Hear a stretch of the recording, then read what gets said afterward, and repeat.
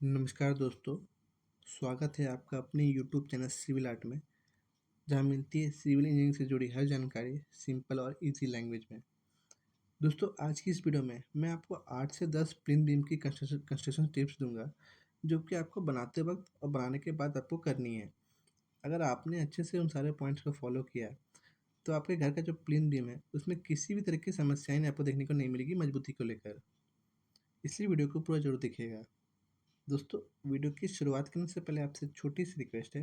अगर चैनल पर पहली बार आए हैं तो चैनल को जो सब्सक्राइब कर दीजिएगा, और वीडियो पसंद आता है तो लाइक शेयर जरूर कर दीजिएगा, ताकि कंस्ट्रक्शन से जुड़ी ऐसी इन्फॉर्मेटिव और प्रैक्टिकल वीडियो मैं आप तक पहुंचा सकूं।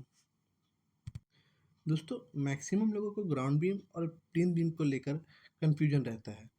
देखिए, दोनों में डिफरेंस ये है कि जो हमारा ग्राउंड बीम होता है वो ग्राउंड लेवल पर दिया जाता है, वहीं जो हमारा प्लेन बीम है वो फ्लोर लेवल पर दिया जाता है। अगर आपका फ्लोर लेवल ग्राउंड लेवल से 3 से 4 फीट की हाइट पर है तो।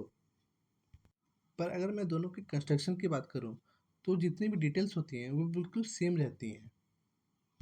तो अगर मैं पहली पॉइंट्स की बात करूं जिसका कि आपको ध्यान रखना चाहिए, वो ये है कि आपका कोई भी ग्राउंड बीम हो या फिर प्लेन बीम हो, उसका जो आपको मिनिमम साइज़ लेना है वो आपको लेना है 9 इंची बाई 9 इंची का। अगर आप एक मंजिला घर बना रहे हैं तो। वहीं अगर आप 2 से 3 मंजिला घर बनवा रहे हैं, तो उस केस में आपको जो बीम का साइज़ लेना है वो लेना है आपको 9 इंची बाई 12 इंची का। दूसरा पॉइंट जिसका कि आपको ख्याल रखना चाहिए बीम बनाते वक्त, वो ये है कि आपको मिनिमम बीम में आपको 4 सरिया लेना है। 2 सरिया आपका टॉप में रहेगा और 2 सरिया आपका बॉटम में रहेगा।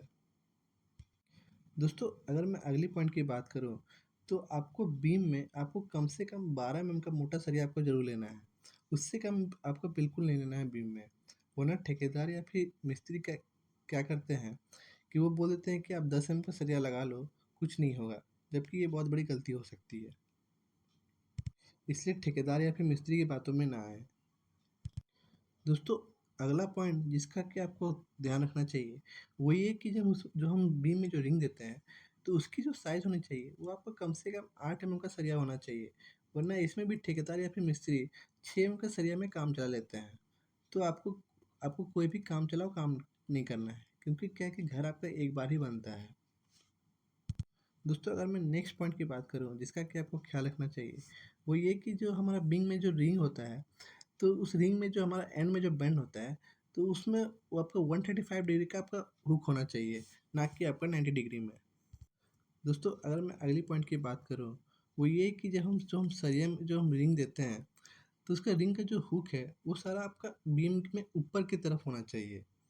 और जो हुक है वो भी बिल्कुल आपका अल्टरनेट वे में होना चाहिए। कहने का मतलब, अगर रिंग का जो हुक है अगर एक राइट फेस में है, तो दूसरा जो होगा वो आपका लेफ्ट फेस में होना चाहिए। ये तो बात हो गई कि हमें सरिया देते वक्त क्या क्या ध्यान देना चाहिए।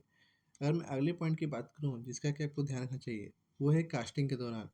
वो ये है कि आपको प्रॉपर आपको कवर ब्लॉक देना है दोनों शटरिंग के साइड में। इससे होगा क्या कि कंक्रीटिंग के दौरान जो आपका सरिया है वो आपका अच्छे से कवर हो जाएगा, और आप इन्वायरमेंट में आपका सरिया एक्सपोज नहीं रहेगा।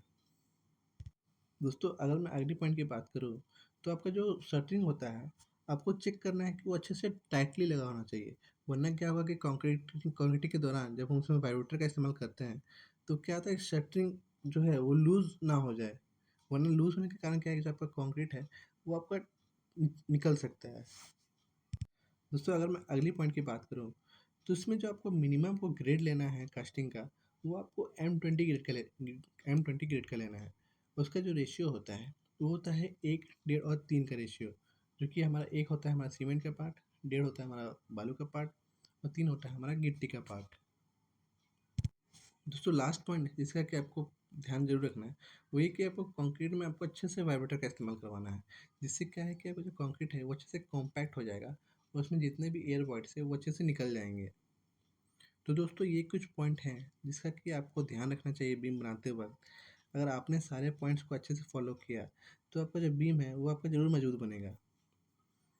तो दोस्तों, आज की वीडियो में इतना ही। मुझे उम्मीद है कि वीडियो पसंद आया होगा।